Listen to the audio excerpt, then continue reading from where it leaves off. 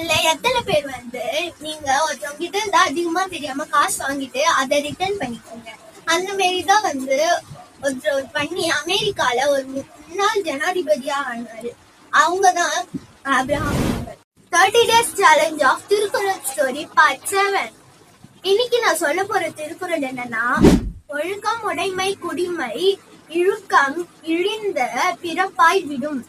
12th February 1809 பிறந்த Abraham Lincoln ஒரு middle class ஃபேமிலியை சேர்ந்தவர். அவரால் ஸ்கூல் கூட கண்டினியூ பண்ண முடியல. அவரு ஒரு கடையில வேலை பார்த்தாரு. அப்போ ஒரு கஸ்டமருக்கு பொருள் கொடுத்தது, அதுக்கு எக்ஸ்ட்ராவா டபுளா காசு வாங்கிட்டாரு. அது அவர் வீட்டுக்கு வந்துதான் பாக்குறாரு, இந்த மாதிரி அதிகமா காசு வாங்கிட்டு அந்த கஸ்டமரை தேடி கண்டுபிடிக்கிறதுக்கு அவரு நிறைய கிலோமீட்டர் நடந்து அவங்க வீட்டுக்கு கண்டுபிடிச்சு அவங்க கிட்ட போய் அந்த காசு திருப்பி கொடுத்தாரு.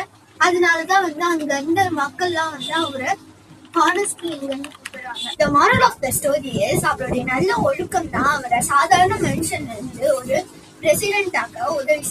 இந்த கண்டென்ட் பிடிச்சிருந்ததுன்னா ஃபாலோ பண்ணிக்கோங்க.